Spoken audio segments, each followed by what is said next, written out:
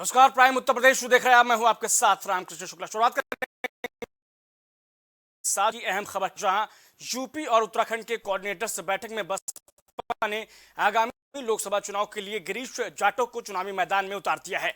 मौजूदा वक्त में गिरीश जाटव बिजनौर की नगीना सीट से सांसद हैं।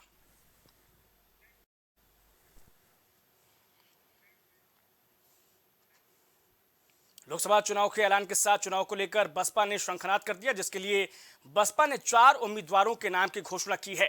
वहीं कानपुर देहात की अकबरपुर लोकसभा सीट से राजेश द्विवेदी को बसपा प्रत्याशी बनाए जाने के बाद उनके समर्थन में द्विवेदी नगर में एक जनसभा का आयोजन किया गया, जहां बसपा कानपुर मंडल के प्रभारी नौशाद अली ने जनसभा में राजेश द्विवेदी को जीत दिलाने की अपील की है। हमारे सारे मुद्दे वही हैं जो बहन जी के मुद्दे हैं। बहन जी ने हमको अपना कैंडिडेट बनाया है चुनाव लड़ने के लिए। मैं भारी ताकत के साथ चुनाव लड़ूंगा और बहन जी के दिशा निर्देशों का पालन। किस तरीके का समर्थन मिल रहा है आम जनता से आपको? जी, किस तरीके का समर्थन मिल रहा है आपको? यहाँ पर आपने जनसभा की, सभी वर्गों का समर्थन हमारे पास है और हमारे साथ सभी वर्ग। बहुजन समाज पार्टी पूरे देश में चुनाव लड़ रही है लोकसभा का, और आज जो ये बैठक की गई है, ये देश का सबसे बड़ा प्रदेश उत्तर प्रदेश है। इसमें बहुजन समाज पार्टी के राष्ट्रीय अध्यक्ष और राज्यसभा सांसद, लोकसभा सांसद पूर्व और पूर्व मुख्यमंत्री, जो प्रदेश में 4 बार मुख्यमंत्री रही, माननीय बहन जी ने प्रदेश में बहुत अच्छा शासन चलाया और आज माननीय बहन जी के शासन को सभी लोग याद कर रहे हैं। और ऐसा ही नहीं, सर्वजन हिताय और सर्वजन सुखाय पर सरकार चलाई। कोई समाज का बच्चा ये नहीं कह सकता है कि किसी समाज के बच्चे को माननीय बहन जी के शासन में कोई चोट पहुंची हो। माननीय बहन जी ने सर्व समाज के हित में काम किया।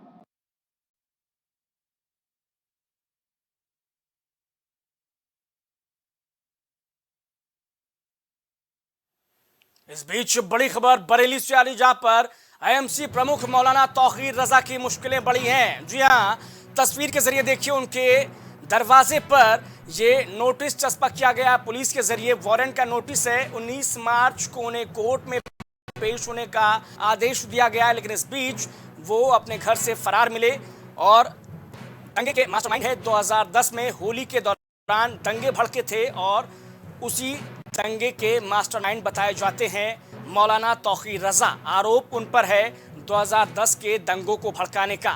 उनकी गिरफ्तारी के लिए पुलिस जो है अलग अलग राज्यों में, जिलों में दबिश दे रही है, क्योंकि कल कोई है, लेकिन उनकी पेशी, उस पेशी से पहले वो फरार मिले हैं अपने घर से।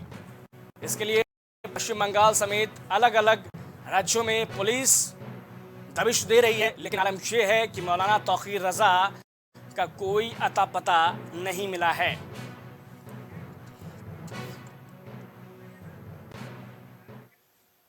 सपा नेता आजम खान को बड़ा झटका लगा। रामपुर की एमपी एमएलए कोर्ट ने उन्हें डूंगरपुर मामले में 7 सालों की सजा सुनाई है। रामपुर के डूंगरपुर में मकान तोड़े जाने के चर्चित मामले में पूर्व मंत्री मोहम्मद आजम खान को 7 सालों की सजा सुनाई गई है। डूंगरपुर वाला ये मामला था, तो जिसमें इनको परसों दोष इनका साबित हुआ था, जिसमें आज 5 लाख रुपए का जुर्माना और 7 साल की सज़ा सुनाई गई है। किस किस को सजा सुनाई गई? इसमें जितने भी जो लोग थे, उनको सबको, जो चारों लोग हैं, उनको चारों को 7-7 साल की सज़ा सुनाई गई है और 5 लाख रुपए का जुर्माना है। ये जो मामला था, जो वादी एहतेशाम है, इनके द्वारा एक मुकदमा थानागंज में पंजीकृत कराया गया था 2019 में। जो घटना थी वो 3/2/16 की थी, जिसमें उनके द्वारा ये आरोप लगाए गए थे कि जो मुलजिमान हैं, इनके द्वारा घर में घुस के मारपीट की गई, गाली गलौज की गई, जान से मारने की धमकी दी गई और घर का सामान लूट के ले गए, जिसमें और घर को तोड़ दिया गया, जिसमें माननीय न्यायालय द्वारा आरोप साबित पाए गए और 16 तारीख में इनको दोषसिद्ध, 4 लोगों को दोषसिद्ध किया जा चुका था और जिसमें आज 4 लोगों को सजा सुनाई गई है। सजा में क्या क्या सजा? इसमें जो सजा हुई है 452 में 7 साल की सजा आजम खां के लिए हुई है और 5 लाख का जुर्माना है। जो बाकी मुलजिमान है उनको 5 साल की सजा है और 2-2 लाख रुपए का जुर्माना है।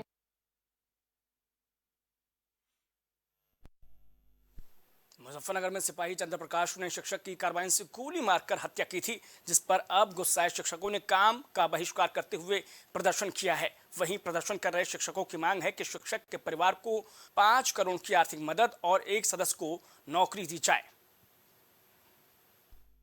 हमारे एक साथी थे धर्मेंद्र कुमार, वो ट्रिक से मूल्यांकन का कार्य, जो बोर्ड परीक्षाएं होती है उसका मूल्यांकन कोई कापियों को लेकर के मुजफ्फरनगर जा रहे थे बनारस से।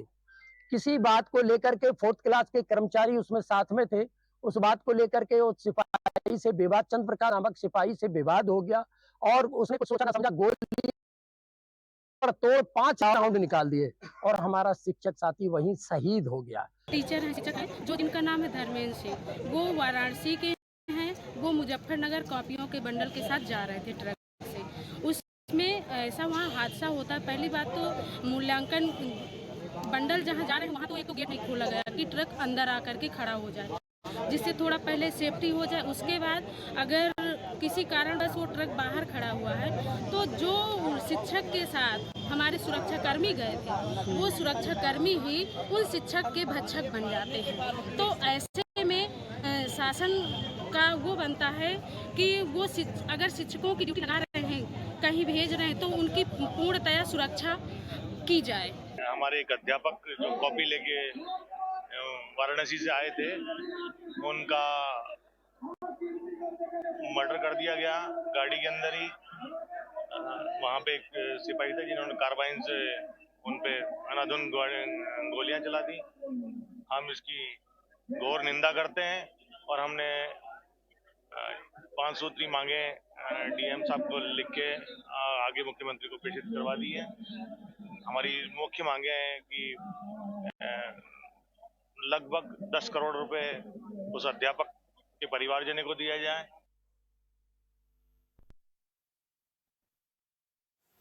इलेक्टोरल बॉन्ड पर मचे घमासान के बीच सपा नेता ने बीजेपी पर करारा हमला बोला है। प्राइम टीवी से खास बातचीत के दौरान पूर्व एमएलसी उदयवीर सिंह ने इलेक्टोरल बॉन्ड पर सुप्रीम कोर्ट के निर्णय का स्वागत करते हुए बीजेपी सरकार का बेईमानी, चोरी और सीनाजोरी का उदाहरण बताया है।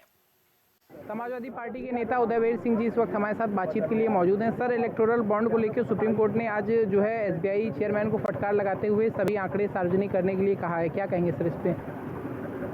मैं स्वागत करूंगा और सरकार को शर्म आनी चाहिए जब सुप्रीम कोर्ट बार बार डांट रहा है। एसबीआई से लेकर आरबीआई तक जितनी भी बड़ी संस्थाएं हैं सब छुपाना ही चाहती हैं। जब सुप्रीम कोर्ट के आदेश पे भी छुपा रही हैं, ना नुकुर कर रही हैं, तो क्या आप सोचते हैं कि किसी राजनीतिक व्यक्ति की यहाँ सुनवाई होगी? बेईमानी, चोरी और सीनाजोरी का ये भारतीय जनता पार्टी की सरकार का सबसे ज्वलंत उदाहरण है कि जो सीबीआई ईडी जिसके घर गई, जिसको ठेका लेना है उसने काम लिया, पैसा दिया सरकार के समर्थन वाली पार्टी को, और उसके आंकड़े भी बताना नहीं चाहते। पता लगना चाहिए, पूछा जाना चाहिए कि जिस पे अभी सीबीआई ईडी कहीं छापा पड़ा उसने पैसा क्यों दिया, उन्हीं तारीखों में क्यों दिया। लोकतंत्र में खुले भ्रष्टाचार का इससे बड़ा उदाहरण नहीं मिल सकता। सर, लोकसभा चुनाव की तारीखें घोषित हो चुकी हैं, कई सीटों पे अभी सपा को प्रत्याशियों का ऐलान करना बाकी है। सर, कब तक माना जाए कि प्रत्याशी सामने आ जाएंगे सभी? ये काम पार्टी के वरिष्ठ नेता, पार्लियामेंट्री बोर्ड और राष्ट्रीय अध्यक्ष जी का है।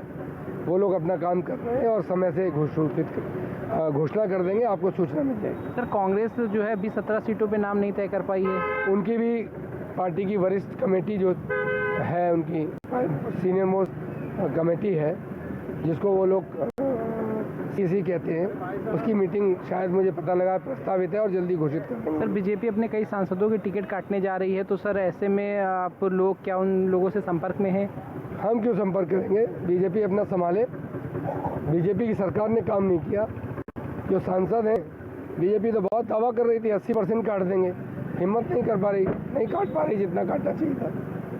तो आपने सुना समाजवादी पार्टी के नेता उदयवीर सिंह को, जिन्होंने बताया कि जो समाजवादी पार्टी है वो अपना काम कर रही है और बहुत शीघ्र जो है वो प्रत्याशियों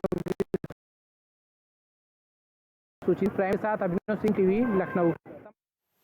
असम के राज्यपाल गुलाब चंद कटारिया परिवार समेत अयोध्या पहुंचे। जहां उन्होंने भगवान श्री राम का दर्शन पूजन किया। दर्शन पूजन के बाद सर्किट हाउस पहुंचे राज्यपाल गुलाब चंद कटारिया ने मीडिया से बातचीत की।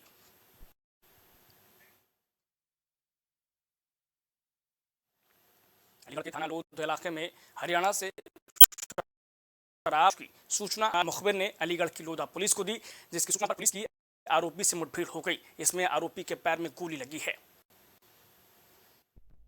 को मुखबिर खास की एक सूचना प्राप्त होती है कि एक व्यक्ति द्वारा हरियाणा मार्का की शराब बेची जा रही है। सूचना पे तत्काल मौके पे थाना पुलिस पहुंचकर अभियुक्त को हिरासत में लिया, जिससे कुछ शराब की पेटियां बरामद हुई। पूछताछ के दौरान अभियुक्त द्वारा अन्य माल रिकवरी के बारे में बताते हुए पुलिस के साथ मौके पर पहुंचकर पेटियों के साथ शराब का तमंचा छिपाया था, जिसे उसने पुलिस पे जान से मारने की नीयत से फायर कर दिया, जिस पर पुलिस द्वारा आत्मरक्षा में संयमित फायरिंग की गई, जिसमें अभियुक्त घायल हो गया।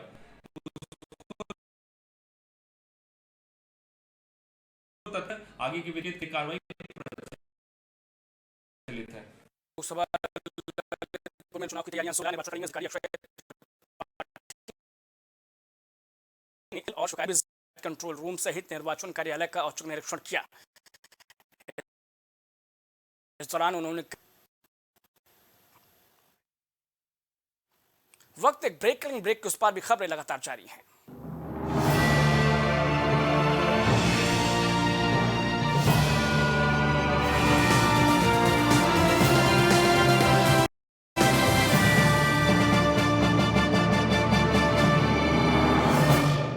प्रधानमंत्री श्री नरेंद्र मोदी का संकल्प है कि देश का हर नागरिक पोषित, सशक्त और समर्थ बने। जब पूरा विश्व इस सदी की सबसे बड़ी महामारी कोविड-19 से जूझ रहा था, उस दौरान प्रधानमंत्री श्री नरेंद्र मोदी जी के नेतृत्व में भारत सरकार ने प्रधानमंत्री गरीब कल्याण अन्न योजना का संचालन कर देश के गरीबों की खाद्य सुरक्षा सुनिश्चित की।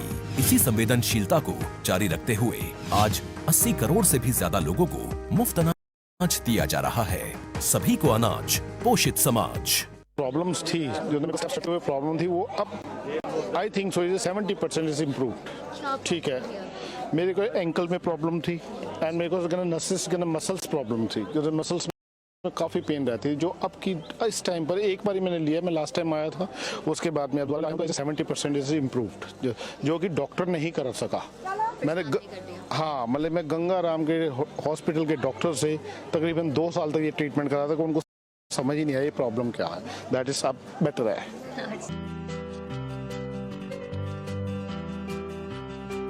अगर आप करना चाहते हैं अपने बिजनेस को प्रमोट, तो इसके लिए आपको चाहिए होगा एक सपोर्ट। बेहतर स्क्रिप्ट, शानदार ग्राफिक्स, बेहतर विजुअल, दिखाएंगे कमाल, जानकारी पहुंचेगी जन जन तक, आपका काम करेगा धमाल। इन सभी चीजों के लिए अब ना हो परेशान। Brand promotion, motion designing and video editing, 2D और 3D animation, television telecasting, social media works, script writing जैसे कामों के लिए आज ही कांटेक्ट करें 9267925186 पर। इसी के साथ ही आप हमें जीमेल भी कर सकते हैं vikasproduction.gfx@gmail.com पर।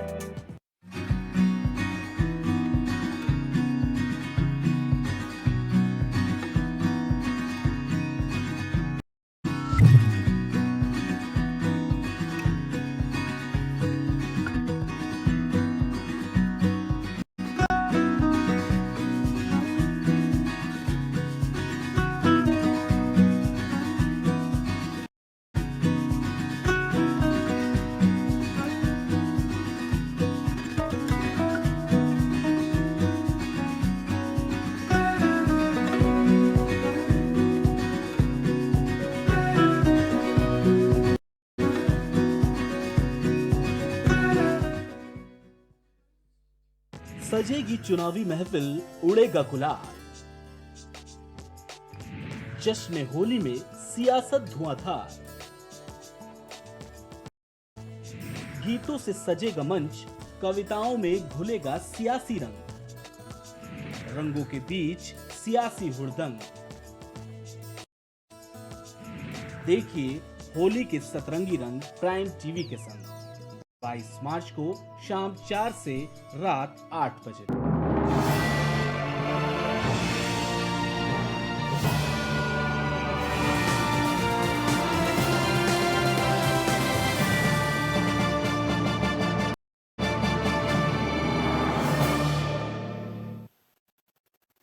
उधर चुनाव के मध्य पूरे देश में आदर्श आचार संहिता लागू कर दी गई। वहीं बांदा के जिलाधिकारी दुर्गा शक्ति नागपाल और पुलिस अधीक्षक अंकुर अग्रवाल ने प्रेस वार्ता की है। इस दौरान उन्होंने बताया कि बांदा जिले में लोकसभा का चुनाव 5वें चरण में होना है। इस दौरान भ्रामक खबरों और आदर्श आचार संहिता के संबंध में जरूरी निर्देश भी दिए गए हैं। निर्वाचन आयोग द्वारा चुनाव की घोषणा कर दी गई है। पूरे देश में आचार संहिता लागू उसी के क्रम में जनपद बांदा में चुनाव 5वीं फेज में होगा। अलग नोटिफिकेशन 26 अप्रैल को जारी होगा। 20 मई को हमारे यहाँ मतदान होगा। 4 जून को पूरे देश की भांति हमारे यहाँ काउंटिंग होगा। हमारे यहाँ जैसा कि आप जानते हैं, जो मंडी है वही हमारा केंद्र बनेगा। वहीं से ईवीएम डिस्पैच होंगी, वहीं पे रिसीव होंगी और वहीं पे स्ट्रॉन्ग रूम्स लेंगे उनको स्टोर करने के लिए। और काउंटिंग की पूरी प्रक्रिया भी हर चुनावी वर्ष की भांति मंडी में ही होगी।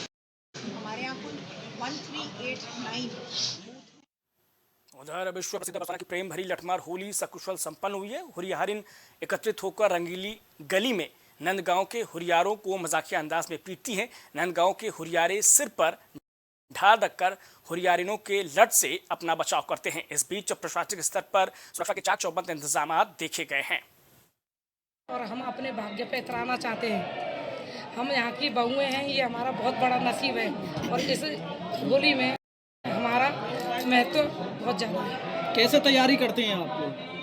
बहुत अच्छी से तैयारियाँ करते हैं। 1 महीने से पहले हम सारी चीज़ें तैयारी करते हैं, शॉपिंग वगैरह हर चीज़ तैयारी करते हैं। खान पान में क्या चलता है आपका? खान पान में खूब चीज खाते हैं, खूब पीते हैं, किसमिस काजू का सब खाते हैं, लड्डू खाते हैं खूब। जब तैयारी करते हैं शरीर को मजबूत बनाते हैं, क्योंकि नंदगांव वाले आते हैं ना तो उन पे डंडे चलाते हैं, वो डालने इसलिए।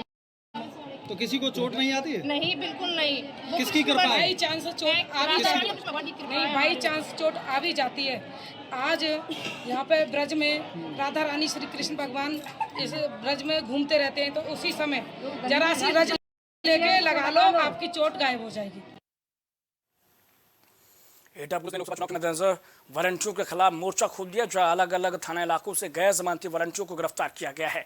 बताया जा रहा है कि महज 12 घंटे के अंदर पुलिस के हत्थे 121 वारंटी चढ़े हैं। देखिए, लोकसभा चुनाव को सकुशल, निष्पक्ष और शांतिपूर्वक संपन्न कराना ये हमारा लक्ष्य है और इसके लिए जनपद एटा पुलिस जो है बिल्कुल सतत जागरूक और संवेदनशील है और इसी के तहत एक अभियान चला रात्रि में, जिसमें 121 वारंटी गिरफ्तार हुए हैं। ये जनपद की बहुत बड़ी उपलब्धि है और ये प्रक्रिया अनवरत जारी रहेगी। जैसे NBW प्राप्त होगा सबको हम लेकर के उनको जेल भेजेंगे और ये कार्रवाई हम करते रहेंगे। खबर फिरोजाबाद से, जहां लाइन पार थाना इलाके में 9 दिन पहले हुए पुष्पेंद्र हत्याकांड का खुलासा करते हुए पुलिस ने आरोपी को गिरफ्तार कर लिया है। साथ ही आरोपी की निशानदेही पर हत्या में इस्तेमाल किया गया आला कत्ल भी बरामद किया गया है। गौरतलब है कि प्रॉपर्टी के विवाद में 9 दिनों पहले हुए इस हत्याकांड में SOG और थाना लाइन पार सहित पुलिस की 3 टीमों का गठन किया गया था। इसके बाद पुलिस ने मामले से पर्दा उठा दिया है। हमारी टीम ने इसमें गहनता के साथ में विवेचना की तो फुटेज के आधार पर यह पाया कि इसमें एक महेंद्र है जो इनका दूर का रिश्तेदार है, साथ ही साथ उसका एक दोस्त है राजा। इन लोगों ने एक पूर्व का मुकदमा था, उसमें समझौते के बहाने उसको बुलवाया, फिर अपनी चारपहिया स्कॉर्पियो करके उसकी बसे गए और जो इसमें आरोपी थे सोमराज, उसके खेत के पास ले जाकर के उसकी हत्या कर दी और उसके बाद वहां पे शव छोड़ दिया।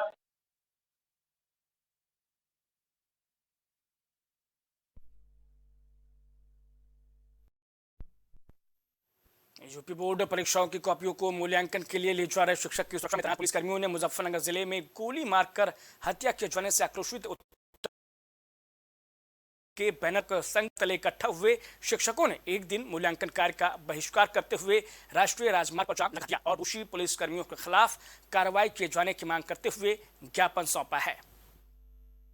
हमारी ये मांग है कि शिक्षक जो मुजफ्फरनगर में उनके गोली मार करके हत्या कर दी गई है पुलिसकर्मी द्वारा, तो शासन से ये मांग करते हैं कि उनको परिवार के लिए 1 करोड़ रुपए की धनराशि और एक सदस्य को गजेटेड ऑफिसर के तौर पर उनको मृतक आश्रित में नियुक्ति दी जाए। बीती 16 मार्च को हुए गुंडा हत्याकांड में पुलिस ने खुलासा कर दिया है। नवाबगंज थाना इलाके में शराब के नशे में दोस्त ने ही दोस्त की हत्या कर दी थी। वारदात के बाद आरोपी शव को सड़क किनारे फेंक कर फरार हो गया था। गांव के पास एक व्यक्ति मृत अवस्था में पड़ा हुआ मिला था। उसकी पहचान कराके पता चला कि ये साकी पुत्र भूपेंद्र सिंह, उसके पिता द्वारा तहरीर दी गई थी। इस तहरीर में अज्ञात लोगों के खिलाफ अभियोग पंजीकृत किया गया था। इस हत्या के खुल अनावरण के लिए 3 टीमों का गठन किया गया था। तीनों टीमों के अथक प्रयास से भूपेंद्र सिंह जो मृतक था उसकी हत्या का खुलासा हुआ। लोकसभा चुनाव की अधिसूचना जारी होने के साथ ही प्रयागराज पुलिस अलर्ट मोड पर आ गई है, जहां प्रयागराज पुलिस और एसओजी की टीम ने अवैध हथियार बनाने वाले गिरोह का भंडाफोड़ कर 5 अभियुक्तों को गिरफ्तार किया है। थाना नैनी और यमुनानगर की एसओजी टीम द्वारा संयुक्त रूप से एक रेड में एक अवैध शस्त्र निर्माण करने वाली फैक्ट्री को हमने पकड़ा है, जो कि एडीए क्षेत्र के काशीराम कॉलोनी में अपनी एक अवैध फैक्ट्री लगभग 20 या 25 दिन से चला रहे थे। इसमें बरामदगी हुई है एक रिवॉल्वर की जो 312 बोर की थी, 2 पिस्टल की है 312 बोर के, साथ ही में 5 तमंचे 312 बोर के, जिसमें से कि 3 पूर्ण रूप से निर्मित है और 2 अर्ध रूप से निर्मित हैं। 12 बोर का एक तमंचा जो कि अर्ध रूप से निर्मित है। इसके अलावा 7 नलियां मिली हैं जिनसे ये लोग आगे तमंचों को निर्माण करते, और इसी के अलावा कुछ अन्य उपकरण मिले हैं जिससे कि ये लोग असलहों को निर्माण करते। कुछ कारतूस भी मिले हैं अवैध। इसमें जो है हम लोगों की टीम ने 5 लोगों को प्राइमा फेसी अरेस्ट किया है, जिससे हम लोग पूछताछ कर रहे हैं। और लगभग यहाँ पर 15-20 दिन से ही ये लोग फैक्ट्री चला रहे थे। ऐसा प्रतीत होता है कि ये लोग पहले सप्लायर रहे होंगे जिन्होंने की कॉस्ट को कट करने के लिए, अपने दाम की कमी करने के लिए यहाँ पर एक फैक्ट्री लगाकर इसको चलाने की कोशिश की थी। तो ये हमारी एक अच्छी उपलब्धि है जिसके तहत हम लोग कोई भी अराजकता जनपद में ना हो, इस बात का ध्यान रखते हुए हमने ये कार्यवाही की है। महोबा में पुलिस को बड़ी कामयाबी मिली, जहां पुलिस ने अवैध असलहा फैक्ट्री का खुलासा करते हुए बड़ी संख्या में बने तमंचे बरामद किए हैं। साथ ही 2 अभियुक्तों को भी गिरफ्तार किया गया है। एक अवैध शस्त्र फैक्ट्री का भंडाफोड़ किया गया है, जिसमें भारी मात्रा में बने तमंचे व उनके कारतूस, साथ ही में उनके उपकरण रिकवर किए गए हैं। इसमें 2 लोग, एक गुलबदन राजपूत व दूसरा पप्पू कुशवाहा, ये दोनों ही थाना कोतवाली क्षेत्र के निवासी हैं, जिनमें पूर्व में भी कई तरह के मुकदमे पंजीकृत रह चुके हैं। गैंगस्टर भी इनके ऊपर हो चुका था। इनके बारे में पुनः सूचना मिल रही थी कि इस तरह की अवैध गतिविधियों में शामिल हो रहे हैं, और बहुत जल्दी कार्रवाई करते हुए इनको पकड़ा गया, जिनके पास से 5 अदद देसी तमंचा 315 बोर के, 1 अदद तमंचा देसी बोने तमंचे 2 अदद अदबने तमंचों का फ्रेम, 2 अदद कारतूस 315 बोर, 1 अदद कारतूस 12 बोर जिंदा, एक बंडल में 1 अदद बंदूक, 1 नाली अदबनी 12 बोर व अवैध शस्त्र बनाने के उपकरण भारी मात्रा में मिले हैं। और आज इनको जो है अरेस्ट करते हुए माननीय न्यायालय के समक्ष पेश किया जाए। इस बीच बड़ी खबर कुशीनगर से आ रही, जहां पर डॉक्टर गैंग का पुलिस ने बड़ा खुलासा किया है। कुशीनगर से इस वक्त बड़ी खबर प्राइम टीवी पर। तरिया सुजान पुलिस को यह कामयाबी हाथ लगी है, जहां पर आपको बता दें कि पुलिस को ये बड़ी कामयाबी डॉक्टर गैंग का खुलासा करते हुए हाथ लगी है। तस्वीरों के जरिए देखिए, ये खुलासे में पुलिस ने वो तमाम चीजें भी बरामद की हैं इनके पास से, जिसमें गैंग के 3 साइबर ठग भी पुलिस के हत्थे चढ़े हैं। ये बड़ी खबर कुशीनगर से आप तक पहुंचा रहे हैं। शातिर ठग बीमारी को ठीक करने का दावा करते थे और इसके बिना पर वो मरीज को ठग लिया करते थे। बहाने से प्राइवेट पार्ट की फोटो खींचकर ये उन्हें ब्लैकमेल करते थे।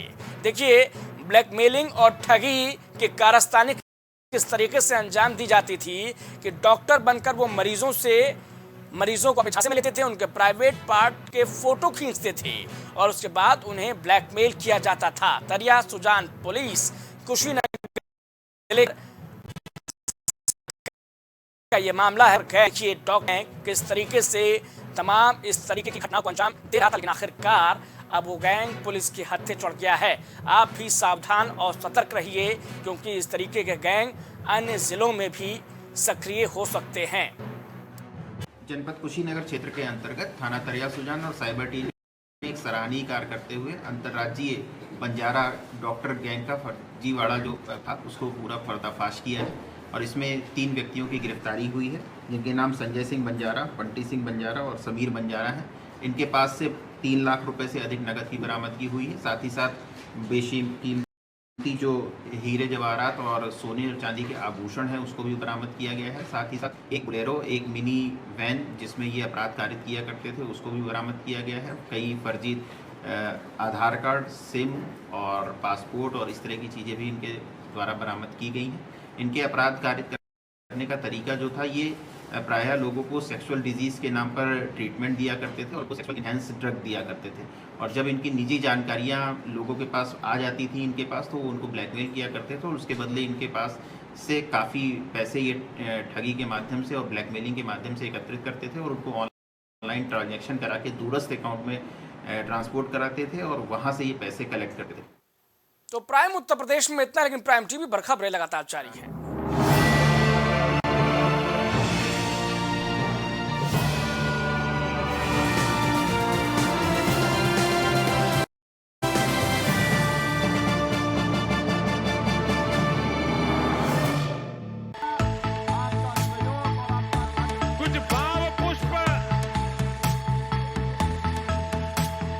आप देख रहे हैं प्राइम टीवी, सच साहस सरोकार। प्रधानमंत्री श्री नरेंद्र मोदी का संकल्प है कि देश का हर नागरिक कुशल, सशक्त और समर्थ बने। जब पूरा विश्व इस सदी की सबसे बड़ी महामारी कोविड-19 से जूझ रहा था, उस दौरान प्रधानमंत्री श्री नरेंद्र मोदी जी के नेतृत्व में भारत सरकार ने प्रधानमंत्री गरीब कल्याण अन्न योजना का संचालन कर देश के गरीबों की खाद्य सुरक्षा सुनिश्चित की। इसी संवेदनशीलता को जारी रखते हुए आज 80 करोड़ से भी ज्यादा लोगों को मुफ्त अनाज दिया जा रहा है। सभी को अनाज, पोषित समाज। हरी कृपा रामबाण तेल इस्तेमाल करने का क्या प्रभाव पड़ा? मैम, हमने टीवी पे ऐड देखा रामबाण तेल का, तो उसको मैं बच्चों से कह के मंगवाया। मेरे घुटनों में दर्द काफ़ी देर से रहती थी, फिर उसको मैं 10-15 दिन इस्तेमाल किया। उसके बाद मेरे को काफ़ी राहत महसूस हुई। कामकाज में, भाग दौड़ में मेरा काफ़ी मतलब ठीक ठाक रहा। अब उससे हमको बहुत ज़्यादा राहत है। मैं मार्केटिंग का काम अपने आराम से कर लेता हूँ।